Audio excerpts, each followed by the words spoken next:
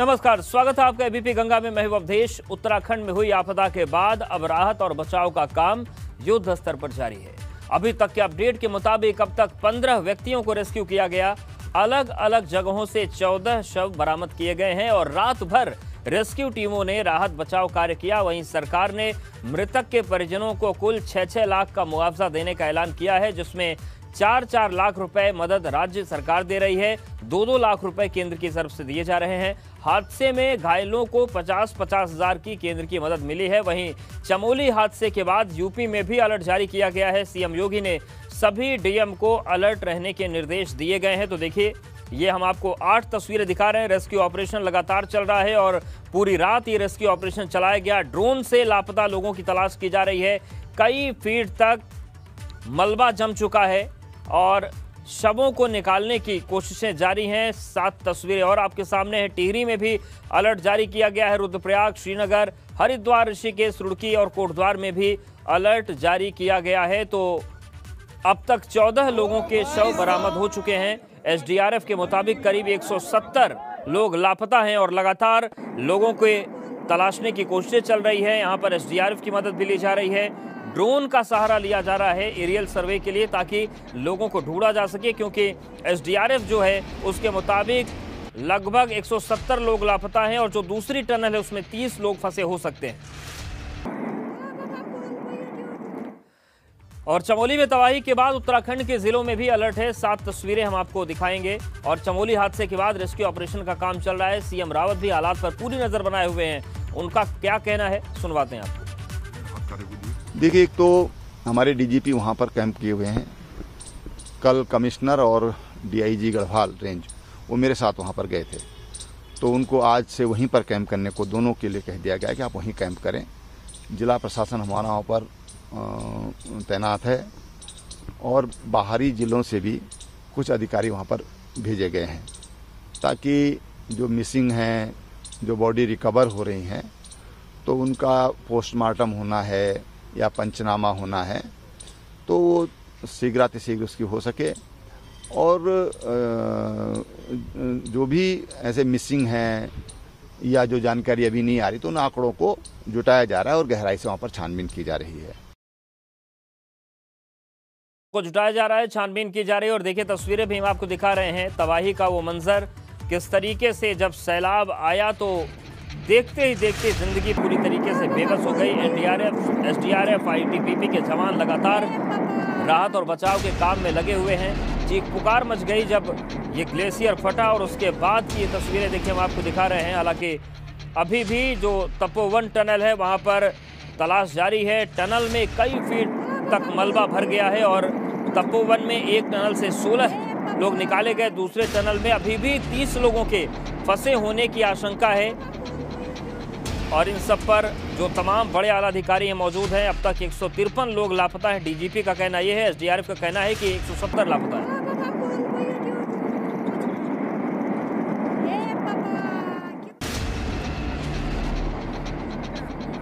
और चलिए सीधे ग्राउंड रिपोर्ट लेते हैं। हमारे साथ तपोवन से ब्यूरो चीफ अजीत सिंह राठी जुड़ गए हैं। हरिद्वार से हमारे साथ पंकज राणा है और प्रयागराज से मोहम्मद मोइन जुड़ गए हैं। अजीत जी, सबसे पहले आपके पास आना चाहेंगे, तपोवन में फिलहाल किस तरीके की स्थितियां हैं और क्या कुछ वहां पर राहत और बचाव का काम किस तरीके से चल रहा है?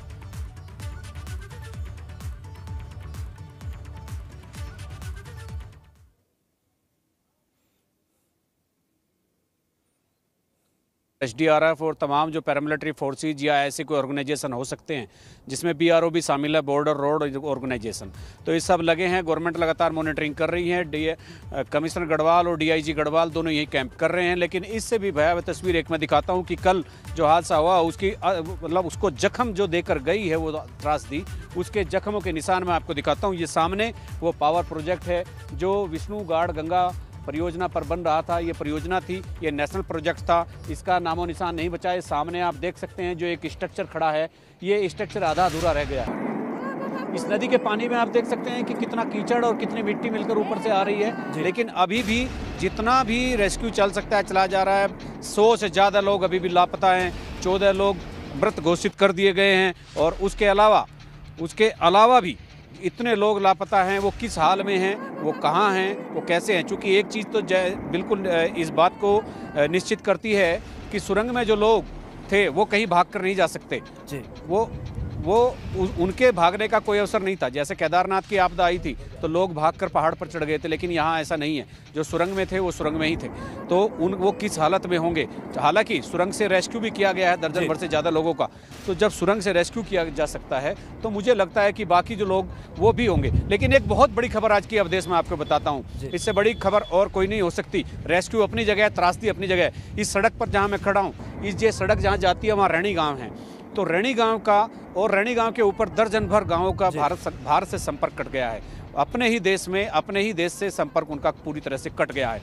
वहाँ पर एक पुल था, इस धौली गंगा पर और ऋषि गंगा पर एक पुल था गांव को जोड़ने के लिए। दर्जन भर गांव हैं और वो गांव पूरी तरह से उनका संपर्क अपने देश से कट गया। उनके यहाँ रसद सामग्री आपने दिखाई, वहाँ पर बड़ा भारी मलबा दिख रहा है। तो क्या ये भी आशंकाएं हैं कि जो मलबे के नीचे बहुत सारे लोग दबे हो सकते हैं, और कौन कौन से ऐसे स्पॉट हैं जहां पर रेस्क्यू ऑपरेशन चलाया जा रहा है?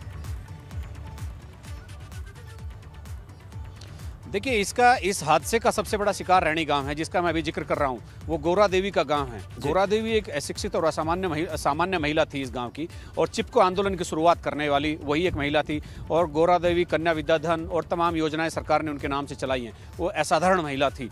तो उनके गाँव का भारत से संपर्क नहीं रहा। उस गाँव में सबसे ज़्यादा क्षति हुई है। उसके ठीक ऊपर की तरफ ऋषि गंगा पर 2 गाँव थे, उनमें बहुत ज़्यादा क्षति है जानमाल की। उसके फिर नीचे आते हैं तो हम बिल्कुल सेंटर पॉइंट पर खड़े हैं। इधर ये मेरे दाहिनी ओर तपोवन है और बाईं ओर मेरी तरफ से रैणी गांव है। तो रैणी गांव और उसके आसपास के गांव में काफ़ी तबाही है। वहाँ के बहुत सारे लोग मिसिंग हैं, बहुत सारे लोग अभी मिल नहीं पा रहे हैं। परिवारों के लोग जो बिछड़ गए हैं कल। और ऐसा भी हुआ कि जब पुल टूट गया तो कुछ लोग पुल से इधर थे तो वो अपने गाँव ही नहीं जा पाए। बच्चे उधर हैं और माँ बाप इधर हैं। इस तरह से हो रहा। आधा परिवार ऋषि गंगा के उस तरफ है, बिल्कुल जिनका संपर्क कटा हुआ है। तो यहाँ पर जो त्रासदी तो आकर चली जाती है, लेकिन उसके बाद जो जख्म होते हैं, जो गम होते हैं, जो एक त्रासदी मनुष्य को खुद झेलनी पड़ती है, वो एक बहुत खतरनाक होती है। बिल्कुल खतरनाक होती है, लेकिन त्रासदी बार बार आती क्यों है? जी, उस पर भी आएंगे, क्योंकि जो पूर्व अनुमान होता है वो केदारनाथ हादसे में भी आया था, यहाँ पर भी पूर्वानुमान आया था। तो आखिर पूर्वानुमान पर काम हो क्यों नहीं पाता, इस पर भी आएंगे। पंकज राणा का रुख कर लेते हैं हरिद्वार से, क्योंकि अलर्ट हरिद्वार तक जारी किया गया था। हालांकि उत्तर प्रदेश के भी तमाम जिलों में अलर्ट है। पंकज, जो ऊपर त्रासदी आई, जिस तरीके का वहां पर स्थितियां बनी, उसका असर गंगा के बहाव पर क्या हरिद्वार में देखने को मिल रहा है, और किस तरीके से प्रशासनिक अलर्ट है यहाँ पर?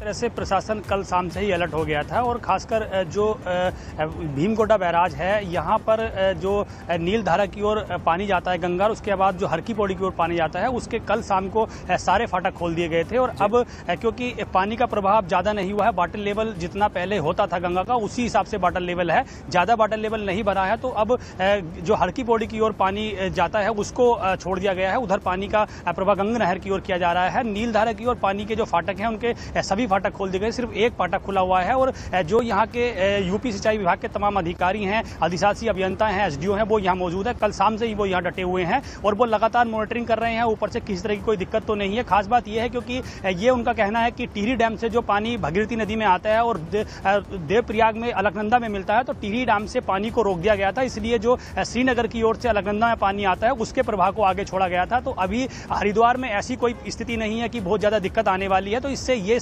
शुभ संकेत है कि उत्तर प्रदेश में जो अलर्ट जारी किया गया था, बने रहिए के बाद ऋषिकेश से बड़ी खबर आ रही है। ऋषिकेश में गंगा के जलस्तर में बढ़ोतरी देखी गई है और जलस्तर जो है लगातार वहां पर बढ़ रहा है।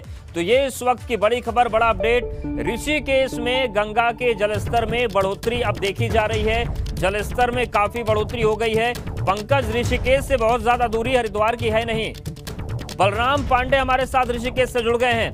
बलराम, क्या स्थितियां ऋषिकेश में है, वहां पर किस तरीके की तैयारियां हैं? क्या दहशत तो नहीं आ रही इस जलस्तर को बढ़ता हुआ देखकर?